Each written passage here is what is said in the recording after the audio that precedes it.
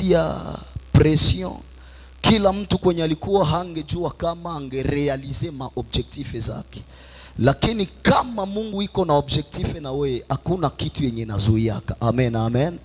Mvula ilianza piga, niko ngambo za Chiriri kule, nikajiuliza bitakuwa napambana kabisa, narudia, nafika nivo za Makanteve, tuko naanguka.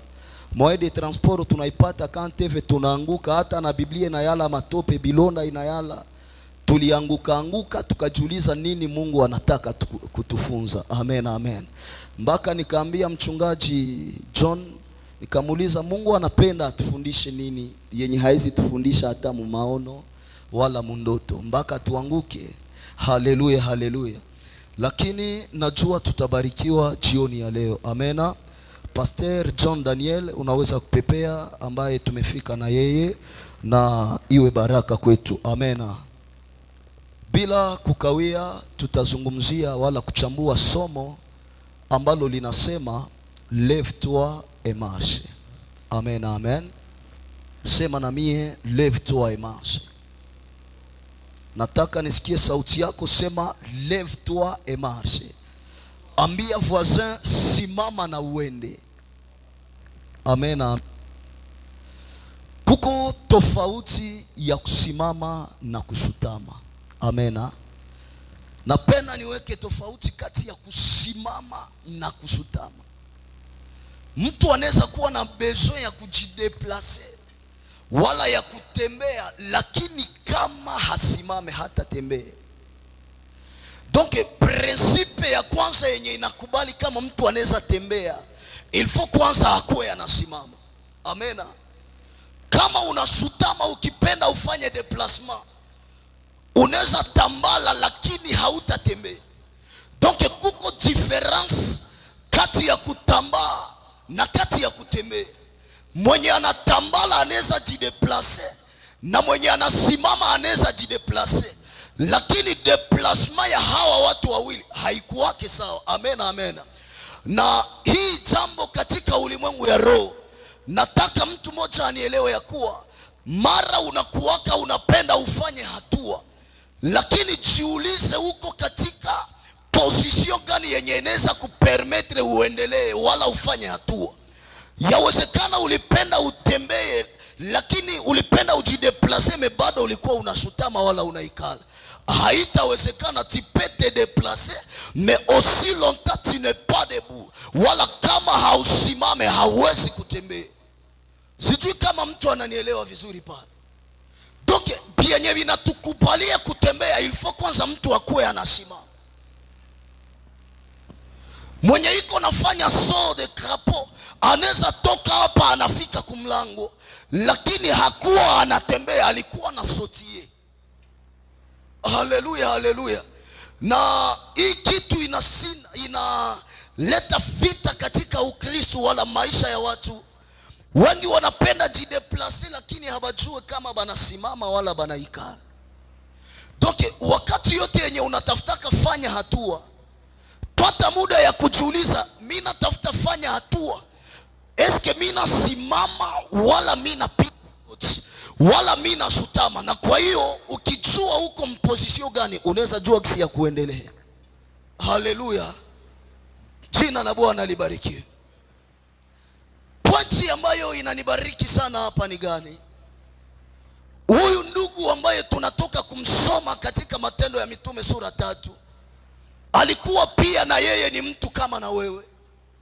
Alizalika katika familia kama na wewe, lakini sababu alikuwa na ulemavu, maandiko inasema ya kuwa akachukuliwa na ndugu zake, baadaye akapelekwa mbele ya mlango unaoitwa Mzuri. Katika Biblia yangu sikuona mahali ambako walisema ya kuwa jamaa ya huyu ndugu ilihusika na kumsaidia kutafuta matunzo ili kwamba apate uponyaji. Lakini walipoona ya kuwa yeye ni mlemavu, bakajilimite mu principe ya kuelewa ya kuwa huyu mtu haezi tena fanya kitu ya maana. Donc inabidi tumuexploite na kumpitia huyu tunaweza pata zabihu fulani. Na ndio kawaida ya dunia, wakati yenye wanadamu wana remarke faiblesse yako, mara nyingi banapendaka baitilize ili kwamba ibasaidie.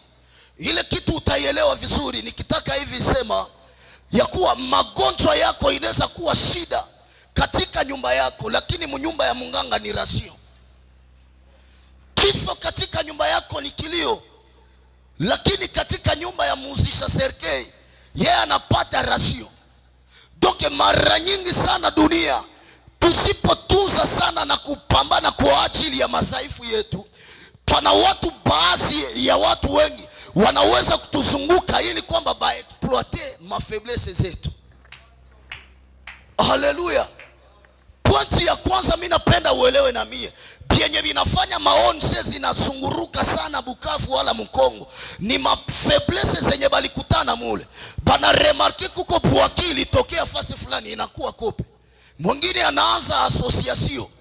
Doke ile ma faiblesse yako usipoangalia vizuri, kuna watu itakuwa faida kwao sana. Wamama wakibakwa huku juu, kuna ndugu moja jina lake litazunguka dunia mzima, sababu wamama walifanya nini? Walibakwa, ndio wala hapana? Haleluya. Tuache buchimbi mkanisa, napenda unielewe vizuri. Toke wakati mwingine faiblesse yako ni ya kuprotege.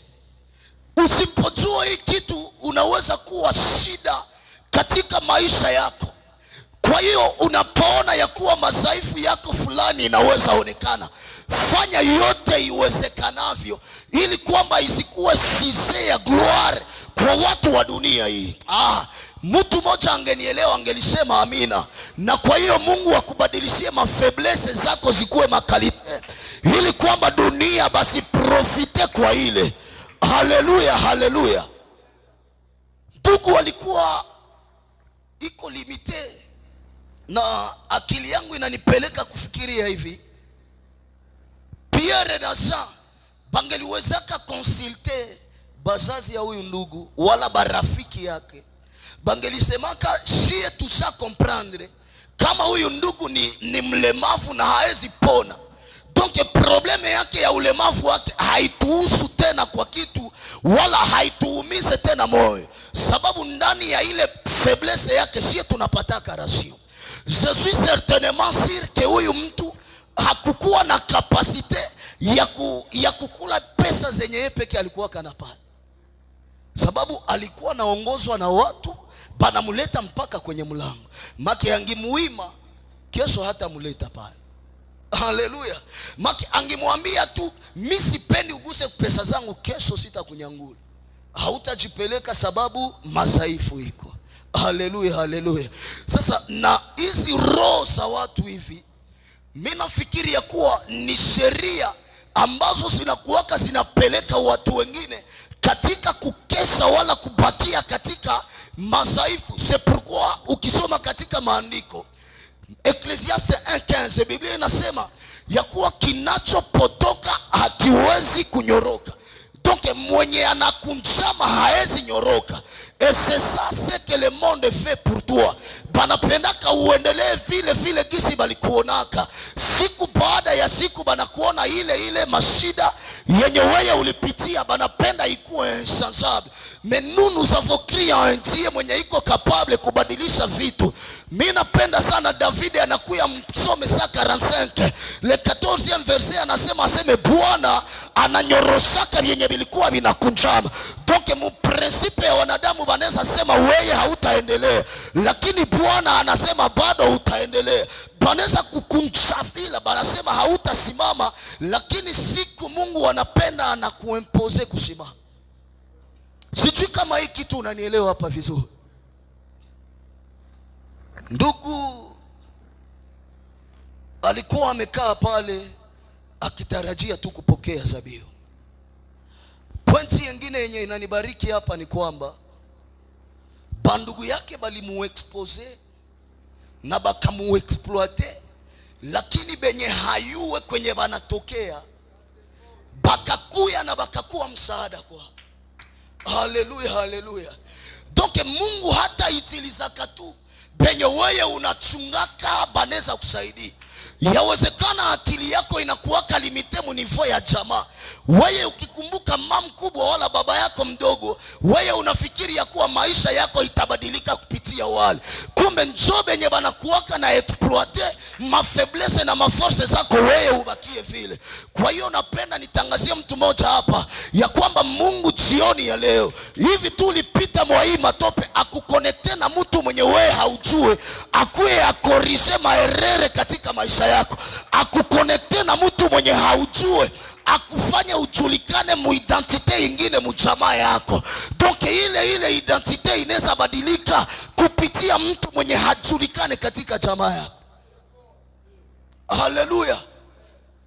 Alikuwa amebakia pale, ndugu alichunga adrese yake. Hakukuwaka na rendezvous na Pierre na Jean.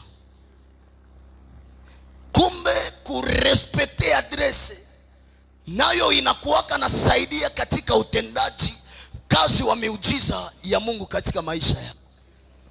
Pana watu ambao walishindwa barikiwa paske sa Mungu alibadelegele watu ambao wanaweza kuwasaidia. Nakutana habiko Pierre hakukuwa anajua ile mambo, Jean hakukuwa informe, hata na kiwete mwenyewe hakukuwa anajua kama patatokea na watu watakaokuwa msaada.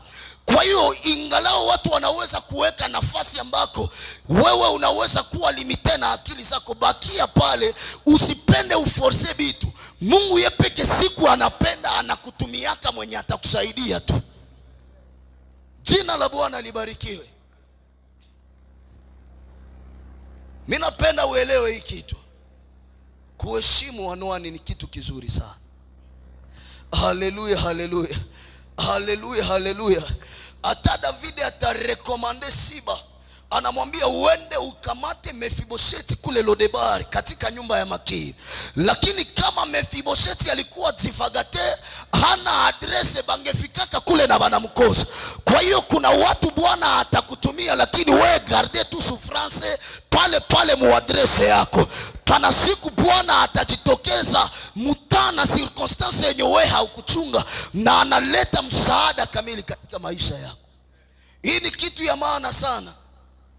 Haiko tu siku njua ili wakawaka njoo watu wanapaswa kuya kuadrese yao hapa. Na ile inatufanya tujue wa Kristo ambao hawakaze tena kiimani. Haleluya, haleluya. Nilikuwa niko naongea na pastor wangu akani watu ya mingi au moins 50% mu église habiko nafika juu wanajua mie niko en voyage. Nika comprendre que pale kuko pane tena yenye il faut tunarepari. Haleluya, haleluya. Sasa acha kubariki na hii kitu tumalize. Maandiko inasema hivi ya kuwa kiwete alikuwa kwenye mlango uitwao Mzuri. Pierre na Jean bakakuya, banatokea banakuya mu destination ya kuenda mpaka katika hekalu. Sasa utaelewa pamoja na mie ya kwamba Pierre na Jean haiko njoo benye balikuwaka bakwanza kuingia mu hekalu. Donc ule kiwete alikuwaka pale, na kuna watu wengine walimkutana na wakamtambuka, wengine walimpatia zabiu na wengine bakamwacha vile. Lakini Pierre benye batakuya na retard, malgré wengine balisha ingia, banakuwa msaada kwao. C'est pourquoi kuna wengine watu walitangulia kwenye maisha yako, lakini hawakukusaidia kitu sababu haikukuwa mpango ya Bwana. Kuko fiancé mwenye anaweza precede, kumbe mwenye atakutoshaka kwenu njoo mwenye atakiaka na retard. Kuko kazi yenye inaweza tangulia, kumbe kazi yenye itakupatiaka respect itakiaka na retard. Kwa hiyo pana watu wengine Bwana atutumie hata kama watachelewa, lakini ya maana bafike tu. Hata kama muda itakuwa imepita, ya maana sijui kama pana mtu ananielewa hapa. Wafaransa wanasema mieux vaut tard que jamais. Donc huyu ndugu alijua ya kuwa kama batu balisha nipita hako habanione, lakini pana neema ya Bwana atanitumia baadaye. Sijui kama mnanielewa hapa vizuri. Jina la Bwana libarikiwe. Pierre anatokea, anakuja, anamuona. Neno ya kwanza ya Petro atamwambia hivi. Pierre ndio alikuwa ka porte parole. Atamwambia ututazame sisi. Haleluya. Mimi napenda unielewe hivi kimafunuo kidogo. Pourquoi Pierre ataongea ututazame sisi. Lakini sasa yenye anatafuta accomplir miracle, anasanze langage, anasema sina pesa. Oro, kuko tofauti kati ya hatuna pesa, sababu walisema ututazame sisi, na sina pesa. Sasa Pierre akasanze langage. Pourquoi? La première des choses, mimi napenda utaelewa ya kuwa Pierre alikuwa ni gagneur d'âme, alikuwa ni prédicateur. Pourquoi alikuwa gagneur d'âme? Actes des Apôtres chapitre 2 41e verset, maandiko inasema alitoka akihubiri na 3000 personnes ile siku bakafanya nini? Donc en réalité Pierre yeye alikuwa na parole yenye ilikuwa capable kuimposer miracle, tandis que Jean alikuwa profete. Pourquoi alikuwa profete? Sababu kwenye kisanga cha Patmos maandiko inasema ya kuwa Mungu alimurevele bienye vitatokeaka. Nikiona Pierre mimi naona parole puissante de Dieu, nikiona Jean mimi naona revelation, wala mimi naona prophétique. Tandis que prophétie hailetake muujiza, lakini prophétie inaweza kuoriente muujiza. Make mimi napenda nielewe hivi ya kuwa orientation ilitokeaka kwa Jean parce que yeye ndio prophète mwenye ataoriente mpaka banafika pale. Lakini saa ya accomplissement ya miracle mwenye anaporte puissance ya parole ni Pierre. Yeye ndio prédicateur gagneur d'âme mwenye iko chargé na kufanya miujiza. Atasema mimi ndio sina pesa wala sababu. Donc tuko na huyu ndugu lakini tunapisana. Haleluya, haleluya. Mungu anaweza kutumia watu tofauti na kila mtu iko na yake role mu maisha yako. Kwa hiyo acha kila mtu afanye yenye Mungu alimtuma, baadaye anapita. Sijui kama mtu ananielewa, aseme amen. Pierre akaremarke, akakuwa egoist, akamwambia sina pesa. Sema na mie, sina pesa wala dhahabu. Haleluya. Sina pesa wala dhahabu. Nani mwalikuwa anaongea vile? Pierre. Na hii kitu ilinibariki sana sana. Akakomprendre kama tunaweza kuwa shibote ba apotre, lakini tunapishana kwa malevo fulani. Donc Jean unaweza kuwa apotre, lakini kuko malevo zenye nda kuachia unafanya yako kazi, na pana muda mwingine na mie ndafanya yangu kazi. C'est pourquoi chaque akishindwa elewa hii kitu, batamkamata mu Actes des Apôtres 12 pale Herode Agrippa anamkamata, anamchinja, anamuua. Lakini saba anakamata Pierre, yeye maandiko inasema atawekwa gerezani. Baadaye malaika anakuja anampiga kwenye ubavu wake, anamuamsha, anamwambia ondoka wende. Pandake shake yeye alishakufa. Donc tunaweza kuwa si wote ba apotre, lakini magrâce zinapisana. Vile vile mnaweza kuwa mjamaa moya, lakini kila mtu iko na yenye alikuyafanya mule. C'est pourquoi unaonaka kila mtu anakuwa dominé na esprit fulani yake, bingine usifanye navyo shida. Acha tuelewa ni majira na mazingira. Sijui kama pana watu wananielewa hapa. Pierre akamkaribia, akamwambia ututazame sisi. Alikuwa iko mu position ya kushutama, alikuwa amepindama ile ya bana katala Ecclesiastes 1:15. Alikuwa anapindama, alikuwa anapoza. Lakini Pierre akamwambia ututazame sisi. Hii kitu inanipeleka masafa mengine katika maandiko matakatifu. Aseme Musa akainua nyoka wa shaba, na kila mwenye alikuwaka naangalia, kila mwenye alikuwa keko naangalia nyoka wa shaba akapata nini?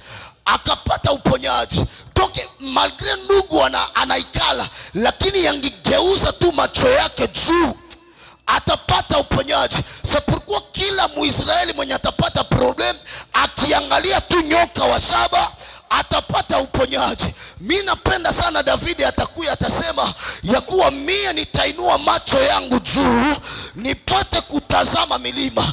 Donc probleme haiko milima, lakini probleme ni vyenye vitatoka kumlima. Donc Golgotha inaweza kuwa Golgotha, lakini probleme haiko vyeviko mwenye anakala Golgotha, lakini wokovu yenye itatoka pale Golgotha. Sie ba chrétien si bote tukitazamia Golgotha tunapata wokovu. kila aliyeangalia Golgotha na kuweka matumaini yake pale msalabani katika wokovu wa kweli wa Kristo ni yule ambaye anapata wokovu kamili. Haleluya, haleluya. Ndugu akamtazama kwa makini. Akili yake ikafikiria ya kuwa banatafuta msanza mabunza. Batumishi ya Mungu depuis zamani balikuwaka na vala bien na balikuwaka tu natembea bien. Nikiongea kuvala bien ni manguo, oro manguo njo utukufu. Maki kila kwenye uende dia napita make iko na glory, iko na utukufu. Sasa wakati yenye huyu ndugu anaangalia, yeye akakomprendre kama leo anapata mabonza ya zaidi ya kawaida. Kumbe Mungu iko na muandalia surprise yenye yeye haiko na chunga. Hii kitu inanibariki sana hapa. Muda mwingine unaambia Mungu akupatie ndoa, anakupatia kwanza kazi. Muda mwingine unaambia Mungu akufanyizie hiki, yeye anakutembeza pole pole, sababu iko napenda akufikishe mu accomplissement ya miracle selon volonté yake yeye mwenyewe. Haleluya, haleluya. Jina la Bwana libarikiwe. Na nikaongea nikasema hivi ya kuwa Mungu hata permettre manyama na watu waingie kwenye bustani ya Edeni na haya tokeza jua. C'est pourquoi manyama watatokea mu 5e jour, mais jua ili précéder mu 4e jour. Parce que Mungu akikupatia baraka kama tu kuko majani mu shamba ya Edeni na matunda ambayo Adamu atatumia, inabidi pawe na mwangaza. Baraka zote za Mungu zinakuwaka natembea na mwangaza wa Bwana. Mungu hawezi kupatia pesa akuime baraka na stabilite mwa hili. Vyote vyenye Mungu atakupatiaka kama ni ndoa, anakupatiaka pia na stabilite. Paske anatembeaka seloma etape. Haleluya, haleluya. Jina la Bwana libarikiwe. Pierre ananibariki sana. Na huyu ndugu hapa akatazama akafikiri atapata pesa. Haiko pesa ndio atapata. Kwa hiyo mimi napenda nikutangazie Mungu hapa, Mungu wa GSP mwenye iko capable kukupatia bienye wewe haukukuwa unatarajia tena. Yawezekana ulikuwa ulishakata tamaa mpaka mahitaji yako ilishaka contourner objectif zako. Pana wengine watu leo wanaomba tofauti na bienye baliomba jana. Haiko tu maombi ya jana isha kuwa exaucé, lakini ni sababu kwa kukawia ya exaucement banaanza sababu na banakuwa desi. Kwa hiyo vile vile ulivyoomba kwa nguvu, Bwana atakujibia kutana wakati yake yenye wewe haukutarajia. Mtu mmoja akisema amina inaweza tokea kwenye maisha yake. Haleluya, haleluya. Ndugu akasema inabidi nikazia wa watu macho. Petro akamwambia, mie sina pesa wala dhahabu, lakini nilicho nacho ndicho nitakachokupa. Kwa jina la Yesu Kristo Nazareti, simama uende. Haleluya. Kwa jina la nani?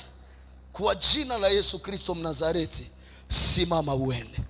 Akaona ndugu ana resiste. Akaona alishasema kwa jina la Yesu, jina lipitalo majina yote, lakini ndugu walikuwa wanaikala pale. Mimi napenda nikupeleke mu context nyingine ya teme yangu, niseme hivi. Maandiko inasema katika Kumbukumbu la Torati 16:16, aseme na usije mbele za Bwana mikono mitupu. Donc kama huyu ndugu alikuwa mbele ya kanisa na kazi yake ilikuwa ni kukamata wengine sadaka, make huyu alikuwa charge, alikuwa mtu mwenye alikuwa charge na kukamata benediction za wenye walikuwa naingia mkanisa. Pourquoi? Sababu kila mwenye hana yenye anakuja jisemea kwa wala zabiu mbele za Mungu, anapunguzaka consideration ya maombi yake. Sasa pana wengine watu katika njia ya baraka zako waliwekwa katika ulimwengu ya roho ili kwamba wawe kizuizo kwa baraka zako. Huyu jamaa alizuia watu ya mingi. La loi n'était pas encore abolie, c'était là-bas. C'était la loi Deutéronome 16. C'était une loi na ilikuwa très bien respectée na sacerdoce. Mtu asingie, lakini Biblia inasema bien, aseme yeye alikuwa kanachunga bampatie nini? Munijibie. Alikuwa kanachunga bampatie Mwenye alikiana tu sadaka yake moya atamupa hayo, kisha anaingia mbele za Bwana nini? Mikono mitupu. Haleluya. Kuko tu watu benye baliingiaka mu maisha yako, ni njia ya kupitisha, ya kudesoriente benediction yako. Kwa hiyo na watangazia wale watu siku ya leo ya kuwa moto ya Bwana iwachome na waachilie maisha yako. Kwenye madhabahu hii ya GSP na decrete gloire, neema ya Bwana itembee kwenye maisha yako na ikuondolee kila watu wa kila aina penye biko charge na kudesoriente benediction yako. Yawezekana ni wachawi wa jamaa, yawezekana ni wachawi wa quartier, yoyote yule anayehusika na kudesoriente ndoa yako na kudesekilibre kazi yako na kudesekilibre huduma yako, Bwana wa mabwana amupige na kumuondoa karibu yako kwa jina la Yesu. Nasema itokee vile kwenye maisha yako, au nom de Jésus. Sema inawezekana. Ndugu akanibariki sana hapa. Baadaye kwa kutaka kumalizia niseme hivi, Petro akaona alishaongea, lakini ndugu afanye hasimame. Maandiko inasema akamshika, lakini kabla ya kumshika alimwambia kitu yenye nanibariki, aseme sina pesa wala dhahabu, junjo violishaka zoea, lakini nilicho nacho na nataka nishaurie watumishi wa Mungu, usitembe yake mupromenade na hauna provision, hauna kitu yenye uko nayo. Unaweza fika fasi kwenye watu biko na bezuya bya banapendaka, lakini kama habita basaidia, wewe unawapatia yenye uko nabyo na binabasaidia zaidi ya kawaida. Omba sana, charge, kuwa na provision. Haujue kwenye unaweza fikia utakutanana na circumstance gani. Kuko tu fasi kwenye utafikaka majira inakureklame, uoneshe bienye unakuwaka. Doke probleme tu haiko jina ya kuitwa apotre Pierre, lakini probleme ni bienye weye na weye uko navyo. Sababu pana siku dunia itakuuliza utupatie bienye weye uko na utakuwa charge unabapatie. Hawezi bapatia bienye hauna. Na mtu akitapika na akukula anagonjwa estoma. Toke pana vingine vitu vitatokea, sababu tunatembea pamoja na nguvu. Mimi napenda Paulo anasema, aseme na tusichoke na kuomba, aseme tuombe bila kufanya nini. Toke kila mwenye anaombaka bila kukoma anakuwa iko na charge battery zake, paske uko siku zitatumika tu mu circumstance yenye wewe haujui. Haleluya. Akamshika kwa mkono, baadaye akamuinua. Aliyekuwa ameikala, aliyekuwa hana tena miguu, akashikwa na mkono yenye ilikuwa akompanye na parole ya deliverance na miracle. Baadaye akamshika akafanya hatua. Kwa hiyo jioni ya leo maombi yako iende isimamishe optike ya maisha yako yenye ilikuwa imeikala. Yawezekana ni amani yako ilikuwa imekaa chini. Jioni ya leo maombi yako iwe kama vile mkono wa Bwana isuke na kukamata vyote vyenye vilikuwa vinazembea na kubiinua tena katika jina la Yesu. Inua mkono wako wa kuume juu useme Bwana nisaidie. Inua mkono wako wa kuume juu useme Bwana niko hapa. Haleluya, haleluya. Inawezekana kwa maombi yako ya jioni ya leo Mungu areprendre nouvelle alire na wewe. Penye balikuwa na kuona wewe unaikala chini, batakuona unacheza na utaanza abudu nabo. Donc probleme haiko kutangulia mkanisa. Probleme ni muujiza yenye na mimi tanikutana kwa muliniacha, apre inanisogeza mpaka kwenye mulienda. Probleme haiko kuenda Bulaya wala Kisasa.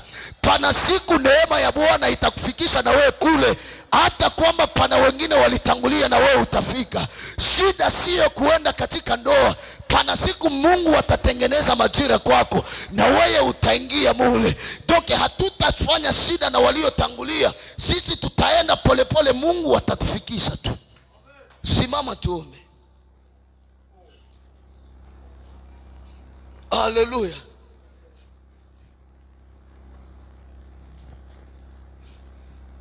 Utamwambia Mungu jioni ya leo ya kuwa uko hapa unahitaji msaada wake.